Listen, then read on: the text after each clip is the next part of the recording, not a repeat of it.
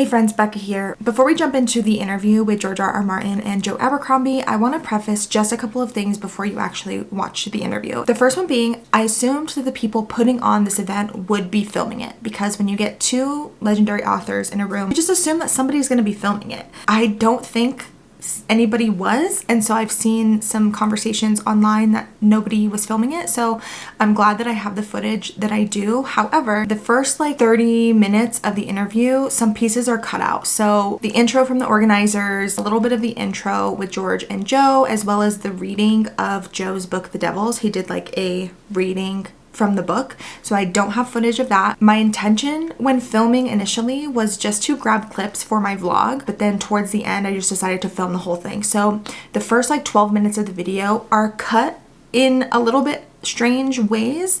Again, I was just trying to get visual footage, not necessarily capture what they're speaking, but there are still some good insights shared in those clips. And so what I'll do is I'm going to put chapters for each of those moments so that you have a little bit of context as to what the heck they were even talking about. So make sure to check out the chapters on the video and in the description, and I'll try and explain as best what they were talking about in those clips. And then again, the last 40 minutes of the interview is completely uncut. I hope that doesn't discourage you from watching it, because there are some amazing insights about Joe's early career, George's early career. Also, another preface when it comes to George addressing The Winds of Winter. So he did not speak on anything A Song of Ice and Fire other than historical things that we probably already know. He did make a comment in the beginning that I thought was so funny, and my biggest regret is not capturing that moment. But him and Joe were talking about publishing and publishing deadlines, and George just looked at Joe and was like, "You actually follow those?" And it was just the funniest thing, because obviously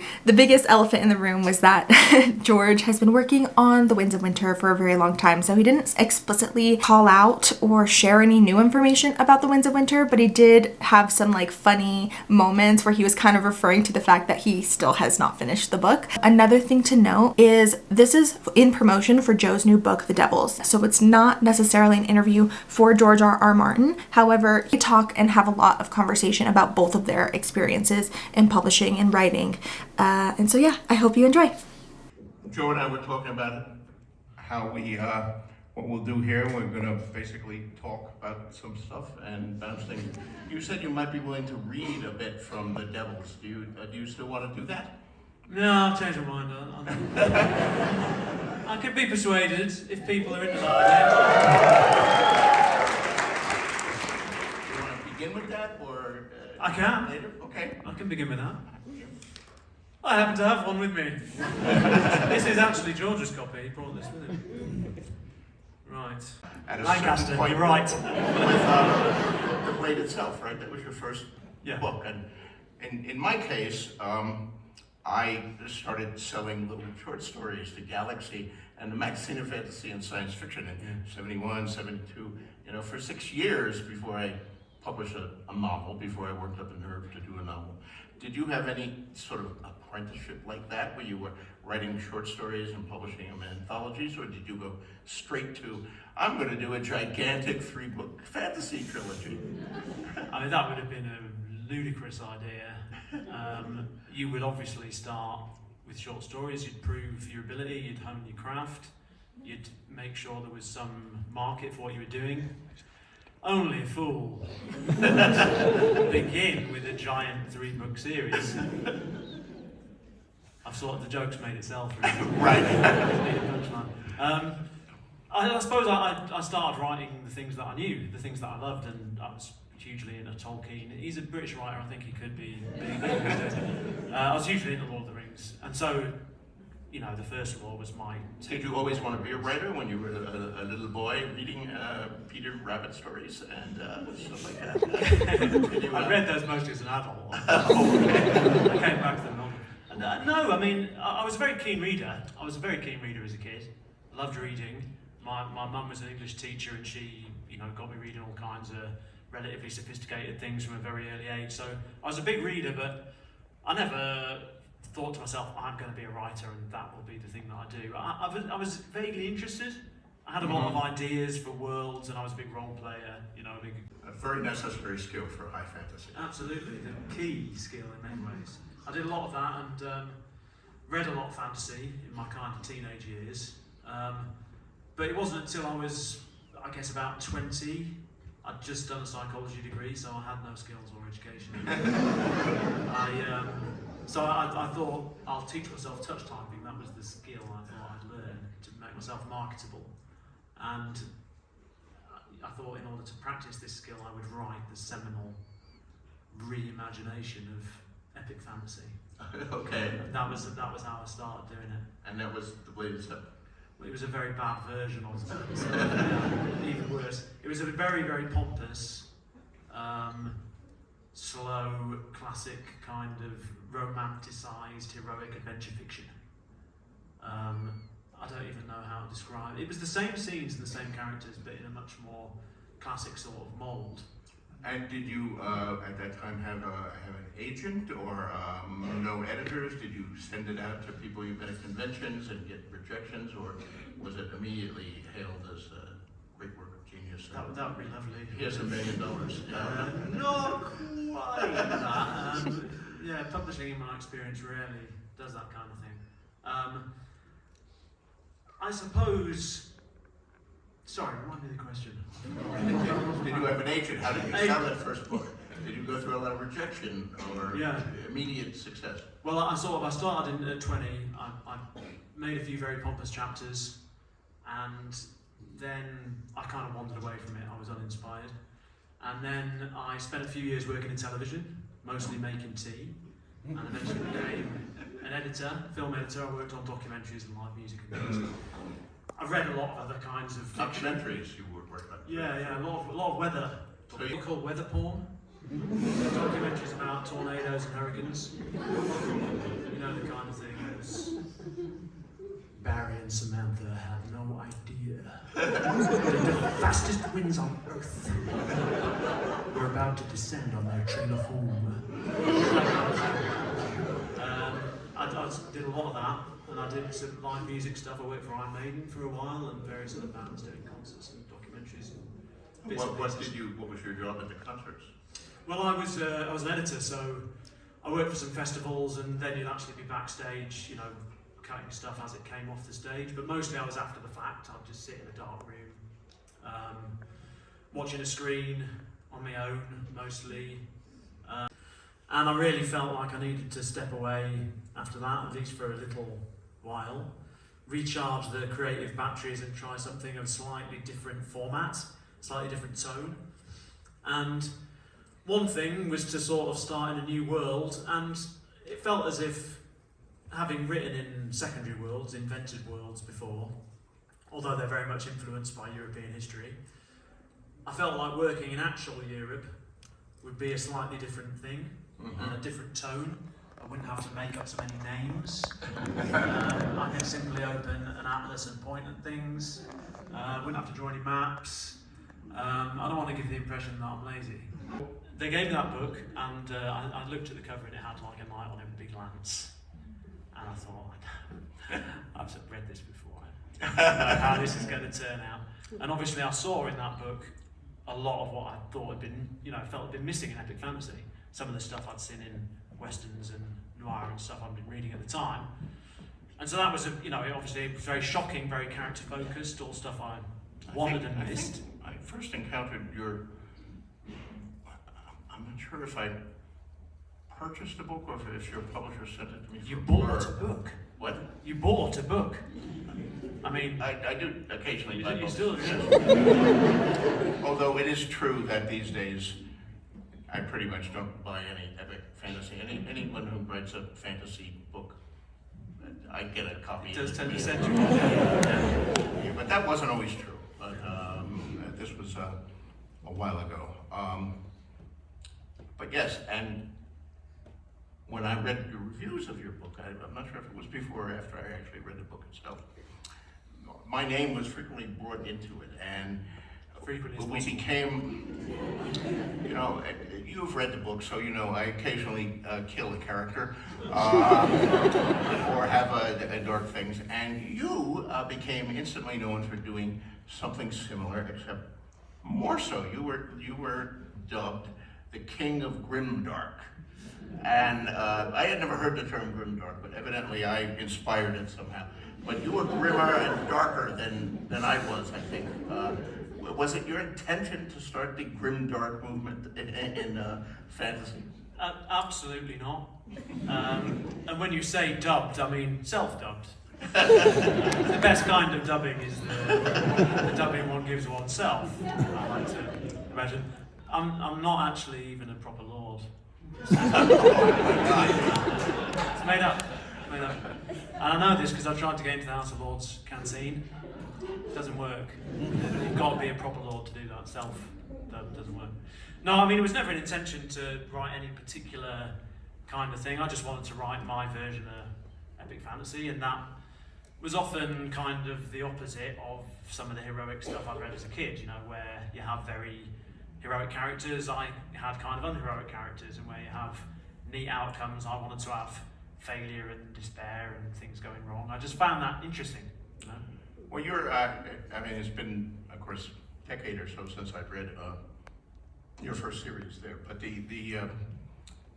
guess he's the protagonist of The Blade itself is a torturer, a schemer, an evil son of a bitch, but I loved it. He was a great, fascinating character, and characters, I think, are what it's all about. Sure. For me. And also, I didn't know where it was going. I mean, that, you know, I think it's been said that we write the books we want to read, and I think there's an element of truth to that. And if there's anything I don't like, it's predictable books, predictable TV shows, predictable movies. We've all seen them. Some people love them, and I'm not trying to put them down. If you like, you know, the James Bond movie, and you know James Bond is going to win, and he's going to sleep with several of the women, and at the end he's going to be the triumph. Fine, that's good, but I like the suspense of not knowing what's going to happen next and where it's going to be, and who is going to survive and who is going to die when attention is real. And I thought your books did offer that. Thank you. No, I appreciate it, because obviously it's one of the things I sort of really valued in your books when they first came along. The genre had felt very safe and kind of predictable. And what's nice, I always find, is when you have a format like the Western, like epic fantasy, where you do have these classic types, these wizards, wizardly mentors, boys with special destinies, and readers come to expect a certain thing from them. You know, they come to expect, like I did when I saw the cover of that book with the It's a long period of time where either no one else was doing what he had done because publishers thought, well, no one can ever do this was unique, or they were trying to do it and they were producing these Tolkien imitations, which were, some of them were very slavish imitations, and the writers were not Tolkien, as some of them were better than others, but I sampled one or two of them back there, and they didn't do anything for me. I was writing mostly science fiction then. It was a few writers who finally, I think, broke from, if you're going to do high fantasy, you have to do exactly a Tolkien. People, I think Tad Williams was one of them, when he wrote the Dragonbone Chair kind of stuff. That was a terrific book, and it was Tolkien-esque stuff in it, but it was unique enough and powerful enough and well written enough that I said, you know, I think some good work could be done in this genre. You don't have to just do Tolkien. And the other one, big one that broke through, both of these published by Del Rey Books, and Judy Lynn Benjamin and Lester Del Rey, but the other one was the Thomas Covenant books by Albuquerque's own Stephen R. Donaldson, which were certainly not Tolkien-esque. I mean, there were no leopards and rapes in Tolkien, and suddenly Donaldson was doing this stuff. And so were those two sort of influences on you to move from sci-fi? Yes, those were books that spoke to me and said, I mean, I'd always loved fantasy. I wrote fantasy when I was writing short stories, but there wasn't much of a market for it, so I wrote like 10 science fiction stories for every fantasy story. And I certainly never did a fantasy novel. But then when I read those, I said, you know, I think there's opportunity here, and if you could do that. And the other thing that influenced me was historical fiction. I was reading a lot of historical fiction, much of it by British writers. England had some wonderful writers of historical fiction about the Middle Ages or the Roman Empire or whatever. I like that. I like the grittiness. Yeah. Nice. So here come the cops. We said things that we perhaps should not say. Shall we open it to the audience? Is it that time to invite them in? Yes, would you like to hear some questions here? Have we got a roving microphone out there somewhere? If we do, Okay. out in the inky blackness I can see one. So, Now I'm an old fart, so I'm not going to be able to hear most of the questions that we might have to repeat them or something like that. And just to warn you, because of my gigantic ego, George has kindly accepted that we won't be taking questions about A Song of Ice and Fire here tonight. We're going to focus mostly on me and my amazing qualities as a writer. We can go beyond the writing if you like, just the qualities as a man. Human. But yeah, so we'll try and avoid the Song of Ice and Fire questions we've all heard 1,000 times. Thank you. Hello. Hello, Joe. Hello. I have 2 questions for you. Was that an option? I don't remember. I don't know. But it's better to do it than to live with the fear of it. So,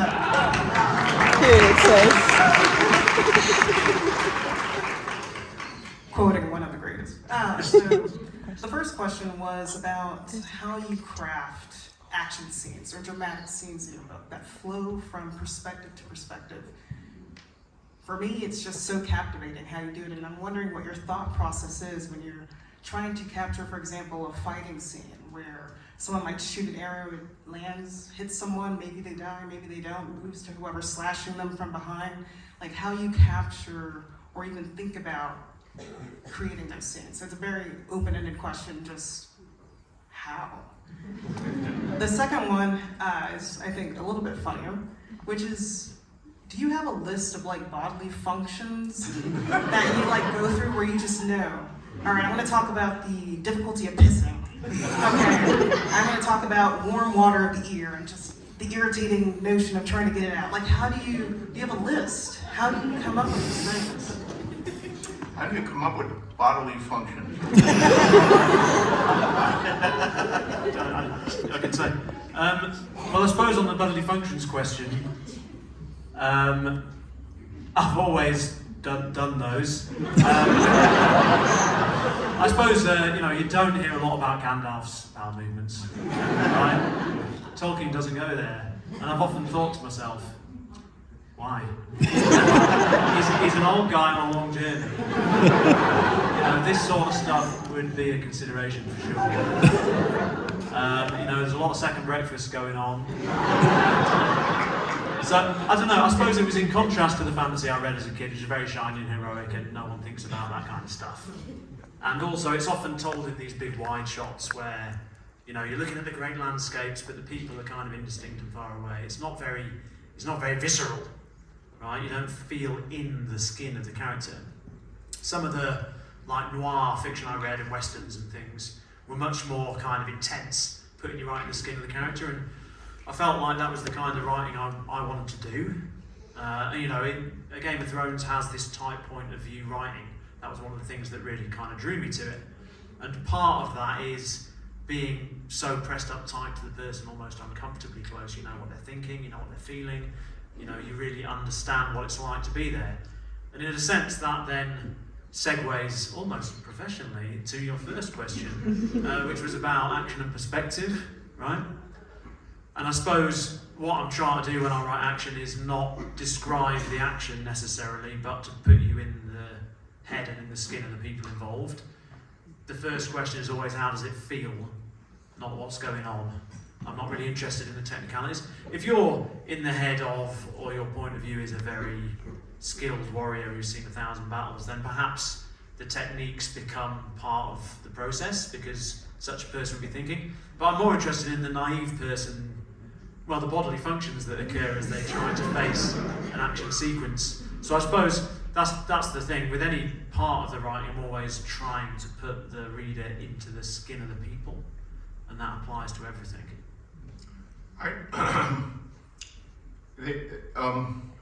I occasionally, in some of my books, have grappled with issues of the bodily functions. One of the major ones was in Arya. Arya is posing as a boy, and she's with a bunch of people being taken to the wall.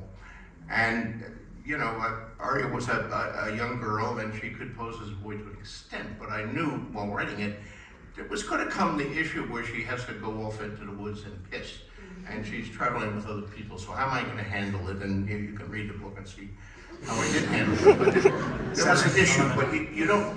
At least I haven't dealt with a lot of readers who say, I would really like more shit scenes. Nobody seems to care about that. But the thing that does gets brought up in reviews, gets brought up by readers. Some of you, we have a large crowd here, some of you probably feel one way or the other, is the issue of sex.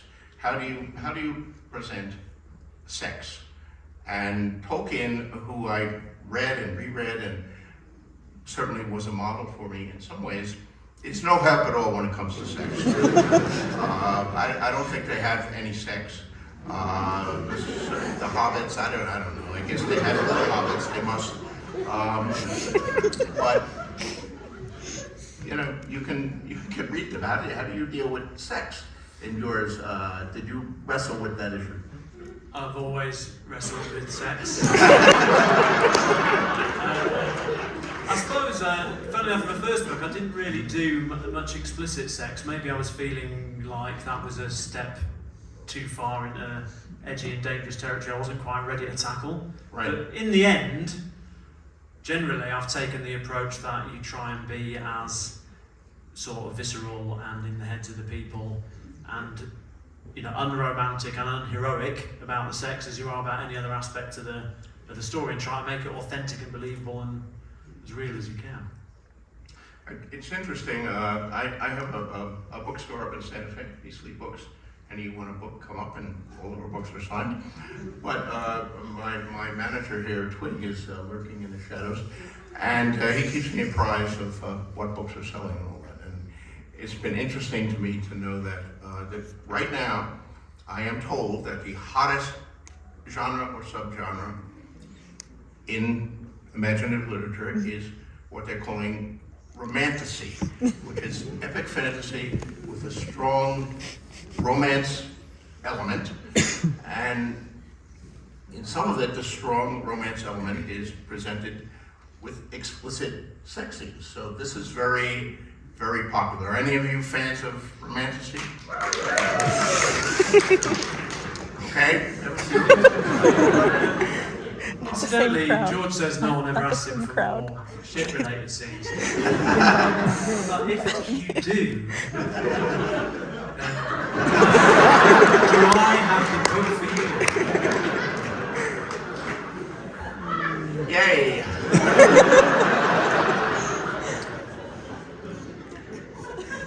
we had if you've seen Game of Thrones, the TV show, we had Hodor a couple months ago came to New Mexico, and he is a DJ from Belfast, Northern Ireland, and Christian Nairn is his name, a great, gigantic guy, and he wrote a book recently, which was very annoying because I'm 13 years late on my book, and he wrote his in a single summer. But it's a memoir of what his life was like growing up as a gay giant in Belfast, Northern Ireland during the Troubles. But it also includes his whole experience as an actor and how he got into it, and his work on Game of Thrones. And it's like he got cast in the role, and he reports to do it, and the first thing that they put him through was the measurement and the attachment of his prosthetic penis, which was a really gigantic prosthetic penis. What a way to begin an acting career. It's a very funny book. If you get a chance, read Christian's book. What was the other? There was another question there beside the bodily functions. It was the action bit. Yeah. The action, yes. We've given her enough. She's had enough time. Joe has written an amazing fight scene. Fight scenes are hard. I think they're hard. But you do them well. One of my favorite historical novelists, Bernard Cornwell, who writes his Uhtred, Son of Uhtred series. Fantastic battle scenes. It's very hard to do. I find it hard to do battle scenes because you can do it two ways. Are you doing it the general's point of view or the private's point of view? You know, if you're writing the general's point of view, it's like, well, I'm going to have the left wing come and then the cavalry will come and do that, and we have to take the high ground and we'll put the archers over there. You know, so you get the tactics and the military strategy, which I love. That's interesting. If you do the private's point of view, it's, holy shit, that big guy is coming at him and actually gonna get him. Oh, what an archer. Oh, Bill just got killed. And, you know, it's the chaos and the moment that I think it would be actually like in battle. And the best battle scenes, I think, control both. You have to hit both ways. And damn few people can do it. Bernard Cornwell can do it. And, you know, the danger I talked about when kill people. I don't want to have a Conan character who's so invincible that he's going to win any battle he's in. I like the suspense of, oh, you like this character, but will he survive this next chapter? And you have done in your novel, The Heroes, which is about a battle. It's another very good book. Big favourite man. He has, you know, I do viewpoint shifts between chapters. You know, here's a Tyrion chapter. Here's a Jon Snow. It tells you what it's about in the beginning. He has a chapter in there that has like, in one chapter, he has like 8 viewpoint characters. And they're all kind of interesting, and they're all different, and they all fucking die, one by one. He has 3 pages about Bill. And just when you're liking Bill, Fred cuts his head off. And then Fred is very happy, and then suddenly an arrow goes through Fred's neck. It's fucking brilliant.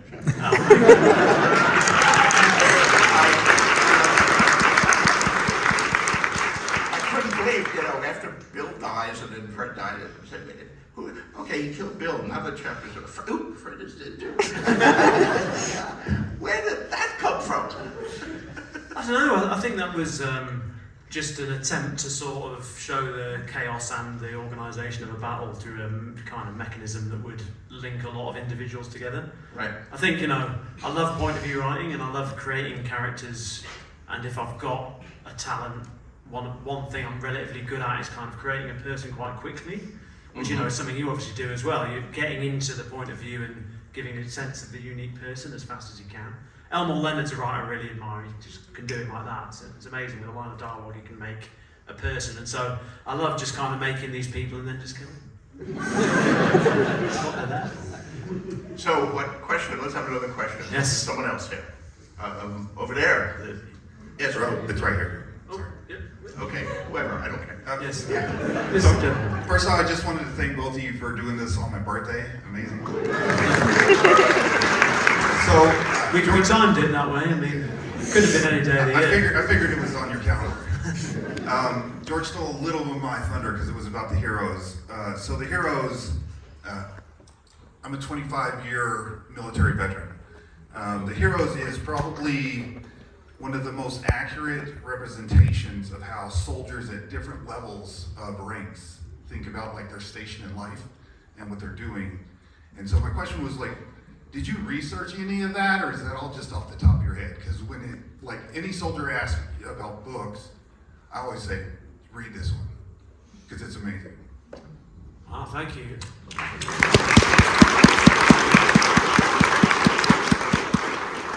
There's sort of no higher praise than when someone who actually does something and understands the world you're trying to summon up, when it rings true for them. You know what I mean? So sometimes people with disabilities of one kind or another, chronic pain of one kind or another, say, oh, I really love Glockter. He really gets the heart of what it's like to have chronic pain. And so I suppose, yeah, similarly, if a guy really intimately understands the military, if it rings true for him, then that's amazing. I think, you know, I've always read a lot of military history. Being an absolute coward myself, I have no experience on the battlefield, but I've read a lot of military history, and you know, I think the heroes was my attempt to sort of boil that down into a fictional form, and it was because a lot of the military history I read did differ so much from the fantasy presentation of warfare often. You know, the fantasy presentation of warfare is special boy leads a special charge and wins the day quite often. Certainly it's that one guy will make the difference, that one sword stroke will make the difference. And I suppose it's all about glorious success and heroic action.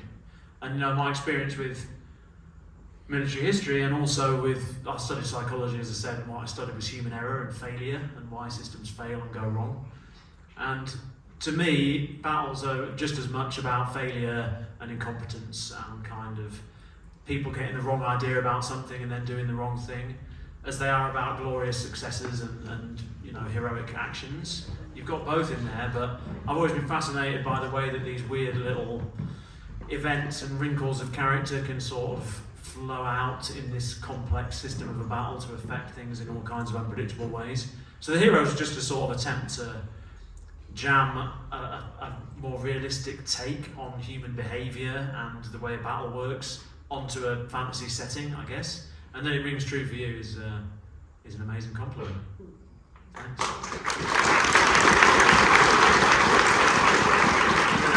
A young man over here with a question. Hey, so a little more of a George question, but I'm curious on Joe's perspective on this too. So, George, in a lot of your works and a lot of the universes you've built, one of the things we've seen is collaboration with other artists, whether that's on Elden Ring or in the Wild Cards universe. My question is, how do you maintain your own identity, and what balance do you strike between that and trying to contribute to a bigger whole? Well, I did when I was a young writer. I knew a lot of other young writers who were, you know, about the same age as me, and I was in writers' workshops with them and all that, and some of them were more successful than me, some were less. They had different strengths and all that, and as I got to know some of them and worked in writers' workshops and stuff with them, I succumbed to the idea of there was a lot of collaboration going around there in the late 60s, early 70s. And there were people who were better at me at certain things, and I tried to write with them in some cases, or just imitating them to see if I could do what they do.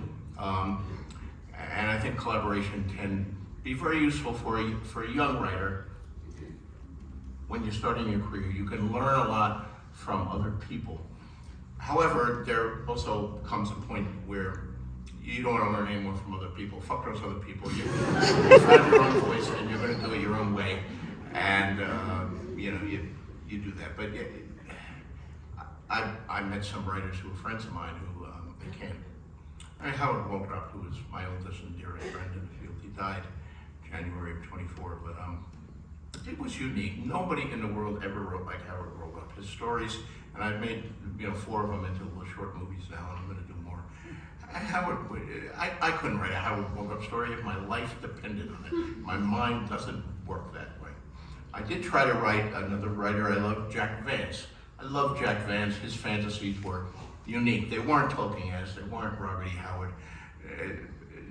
Tolkien could never have invented Kugel the Clever or any of the other stuff.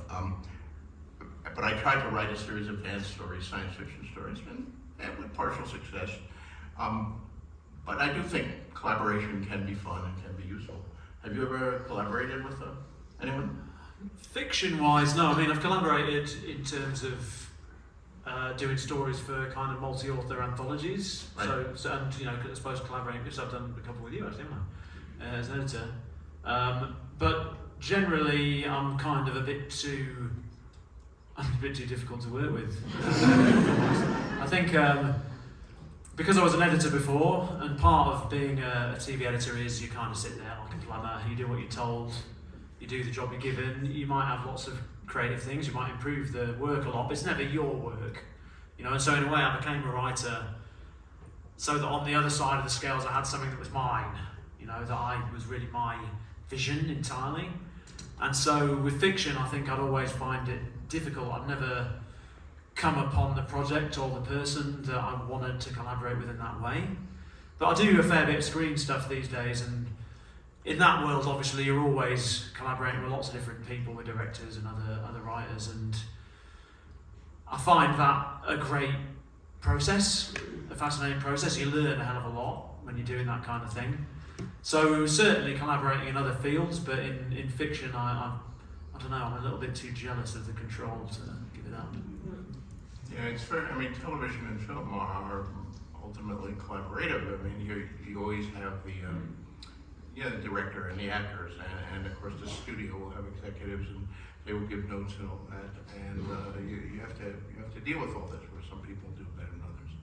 The hard part about collaborating is not so much them, but I find, I'm speaking only for myself here, not for Joe, is dealing with the other writers who, they're adapting your book or your story, and they hire someone else to do it, and there's a phrase that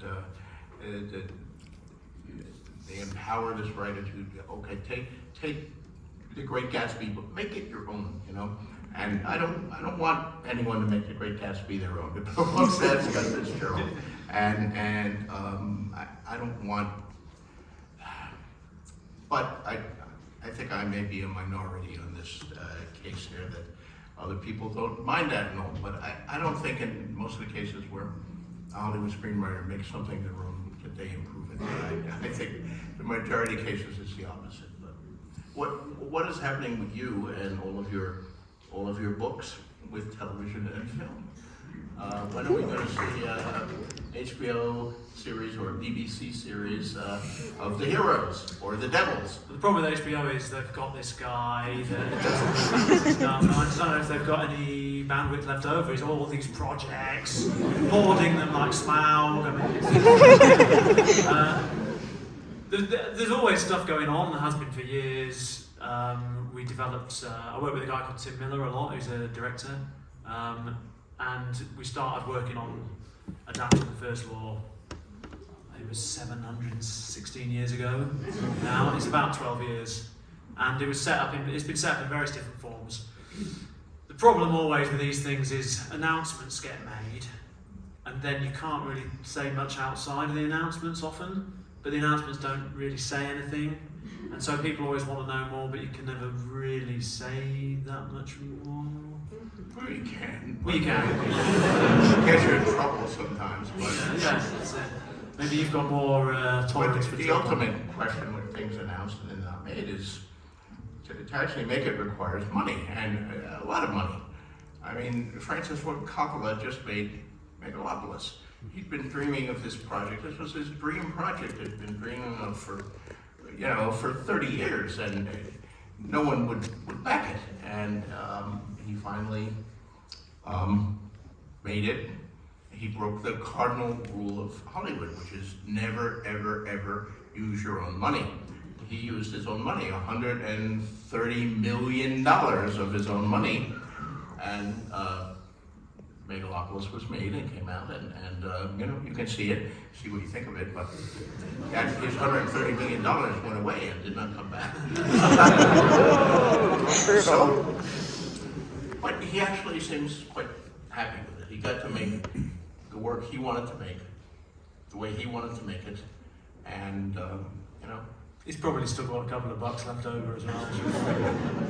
We didn't feel too bad for Francis Ford Coppola. That's right, but yeah. So the first law, you developed it, and what? You couldn't get the money, or somebody had a different vision, or what happened? It was kind of all of the above to a degree. I mean, it was set up for a long time at Netflix, and we developed it there. And I mean, the people involved, I can't name names, but very exciting. It was definitely going to happen. I mean, it couldn't fail. It could not fail. Right. It did fail. We did fail because they didn't make it. Well, exactly. I Yeah. mean, and in fact, the problem partly was, the first meeting I had at Netflix, we drove to this back street in like suburban Los Angeles, little office building, went in, bored, a security guard. We're here to see Netflix. Netflix, it's third on the left 4th floor. And it was like 3 rooms. And you went into this room, you could barely get in behind the conference table. They said, go away and write some scripts. We went away, we wrote some scripts. Came back a year later. Giant tower block with Netflix on the top. Hundreds of thousands of people working there. Yeah. Loads of new layers of executives, totally different culture. And that's been my experience often. You kind of, everything's constantly changing and shifting. You sell something to one person, you come back, they're not in the building anymore. Oh, that guy, yeah, he got fired months ago. You know, there's new people with a different mandate. It falls apart, and then you hear from some other place, oh, that guy who got fired, he's here now. He's looking for stuff. He really likes your project. Why don't we go over there? We'll reimagine it, we'll rethink it, we'll redo it for a different, slightly different market. And then, of course, the market's moved on. Film was big, now TV's big though, so let's reimagine it. So it's always different. It's like a moving target the whole time. Now, I have noticed, being a very perceptive person, that you seem to be British. And what you're describing, of course, is American television and also film. But I had always heard that it's different in England. That the BBC, doing something for the BBC is different. Like, one of my favorite TV shows of all time, I'd rank it in the top 5, is I, Claudius. I, Claudius, the adaptation of I, Claudius, starring Derek Jacobi and an amazing cast. It was made, if you haven't seen I, Claudius and are interested in all Roman history, watch it. 13 episodes, made for the BBC. The BBC budgets, especially back then, were not equal to American budgets. So I, Claudius's budget, it was made for the change they found in the couch in the BBC area. But the acting and the writing were great. And basically, the entire show was written by one writer, and according to legend, there was the Robert Graves novel, I, Claudius and Claudius the God. He adapted them. And the BBC just said, here, adapt these, go away. And he went away, and he wrote 13 episodes, and a year later he came back, and they made them. Now, I don't know if it really happened that way, but that's like a dream scenario, and it produced a great television show.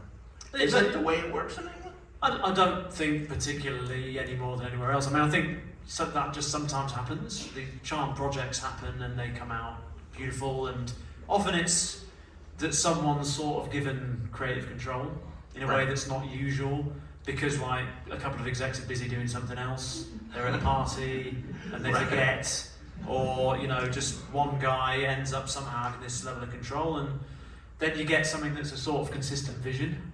But you've worked in writers' rooms a lot during your career. I mean, I have. I found writers' rooms to be, I don't know, they don't really work for me, or at least I've not been in one that seems to fire on all cylinders. Everyone is different. I mean, it all depends on who's running the room and what their vision is, and then also the nature of the show. I mean, the first TV show I got involved in was Twilight Zone. It's just an anthology show. So the individual writers had a lot of freedom there. And we had a showrunner who believed in giving them freedom, wasn't trying to, to rewrite everything and do all that. But every writer's room is different. Every showrunner is different, and then you have the execs.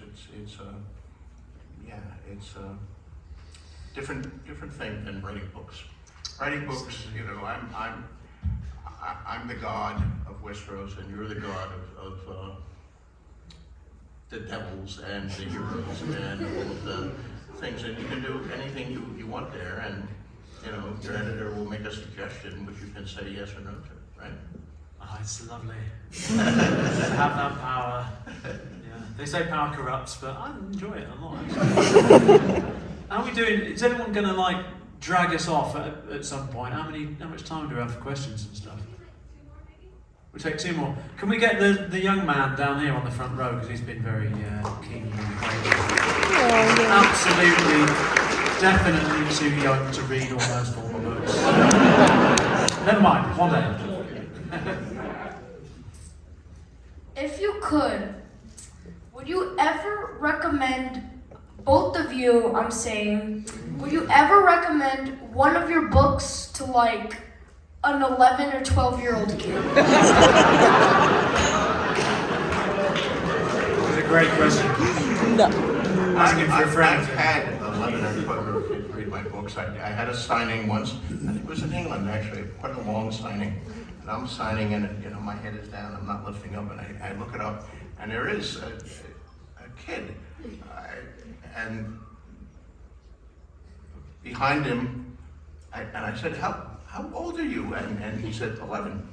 And his mother was right behind him, and he said, he had finished the whole series before I knew what was in these books. So, okay, it was good. I don't know, that was years ago. I don't know if he grew up to be a serial killer or what, but I've had young readers read my stuff. How about you? Yeah, and you know, when I was 11 and 12, I've just realised maybe this is the wrong thing to say. But I read totally adult things, and I think it was basically good for me. People sort of, I guess, mature at different rates.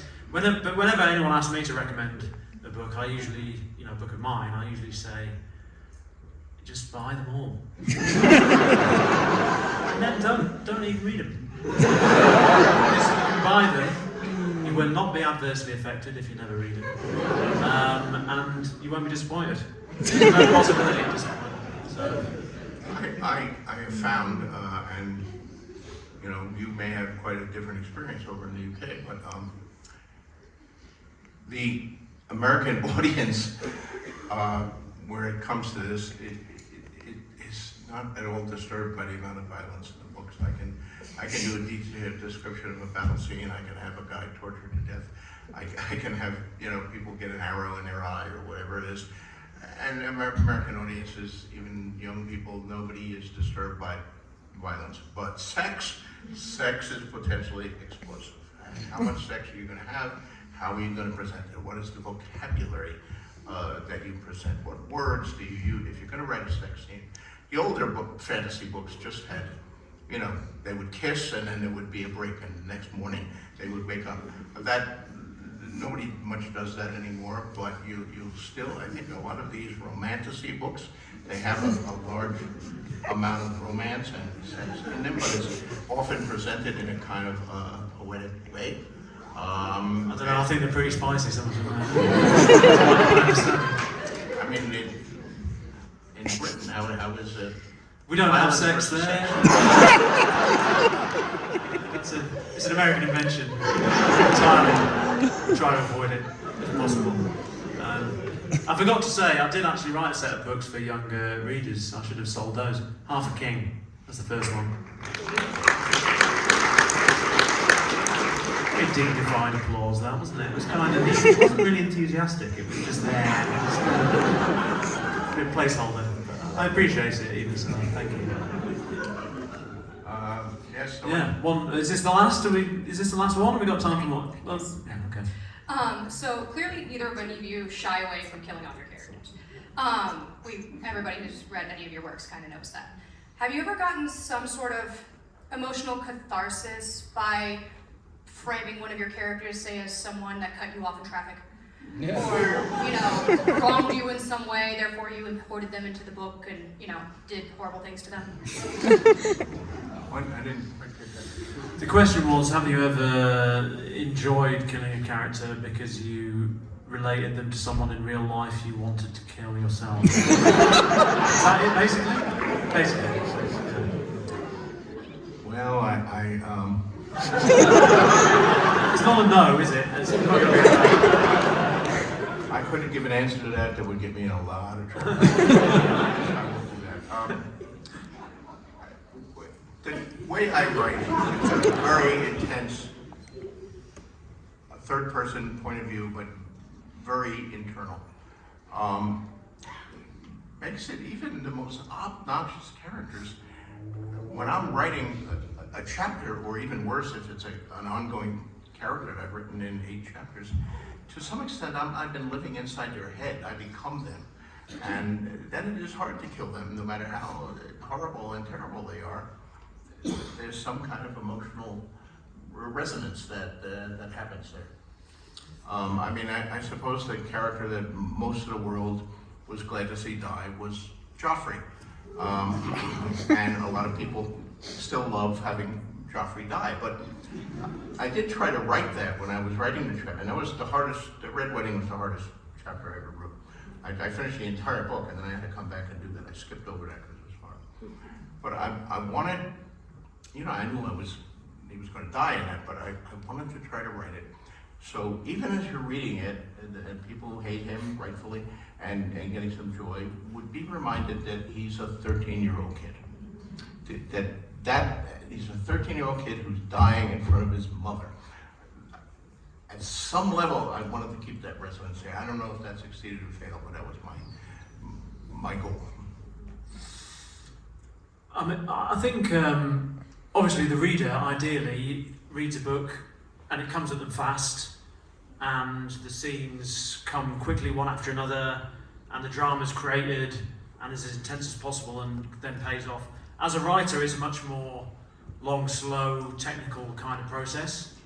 And generally, I tend to see the characters as tools. I'm not a psychopath. But I tend to see the characters as tools for a job. They're tools to get a certain reaction from the reader. And so if I've kind of decided, or if the story requires that a character dies, for me it then becomes a technical question of how do I get the most out of this? You know, how am I going to get the most out of the reader, whatever the emotional effect is going to be?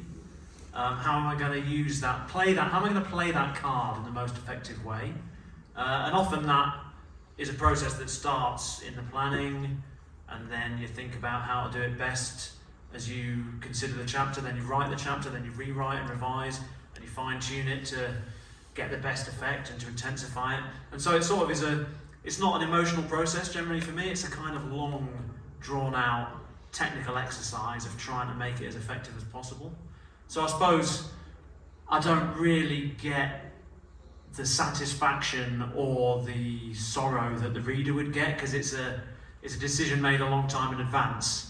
Maybe reading the book back later, you'll think to yourself, oh, that worked well. But, yeah, you're not feeling the emotion the reader will feel, I don't think. Well, maybe before we adjourn, I have a question I meant to ask you. These, as much as you and I are both inspired by history and historical fiction, this is not history, this is fantasy. And one of the things I grappled with a lot at the beginning is how much of the fantasy, how much magic should I include? Obviously, I did make the decision, which was not an easy decision. I had another writer friend who I discussed it with who convinced me, yes, include the dragons. You know, don't just make the dragon a heraldry on that, include real dragons, and that was a good decision. I'm glad I included the dragons. But, you know, dragons, unicorns, magic swords, wizards who can do spells and put curses on people. How much do you put in? How much do you not put in? I mean, one thing, in my case, rereading Tolkien, he's the king of epic fantasy, but it's very low fantasy. Tolkien, Gandalf, they're in the mines of Moria, and here come a million orcs. What does he do? He draws a sword. He doesn't go booga booga and all this. So there's always that issue. Did you wrestle with the question of how much fantasy to include in your fantasies? I suppose I didn't necessarily wrestle with it, because it instinctively always seemed like I wanted relatively little, at least with the first law. Right. I suppose the stuff I was drawn to was stuff like, more like Lord of the Rings, more like Game of Thrones in a sense, that is where the magic comes as a shock to most of the characters that are there. Right. It's not a daily experience for them, and the magic is as kind of strange and weird and surprising to most of the characters as it would be to people in our world, I guess. And so that just instinctively, the first law, I always wanted the magic to be quite low magic, although exactly, yeah. You get some erupting at times. This book, total opposite. Because I thought, I've done that low magic thing, now I'm just going to throw the kitchen sink in there and have trolls, well, you have devils, and demons, and vampires, and necromancers, and sorcerers, and the whole lot. Just throw it in there. And a girl pope. And the girl pope. Oh, yeah. Whatever next. Truly unimaginable horrors unleashed. Well, should we wrap this up? What do you think, folks? I know he's eager to go and inscribe his name in many of your books. I actually have decided not to sign tonight. No, of course not. Yeah. Are we done? Are we good? We shall repair.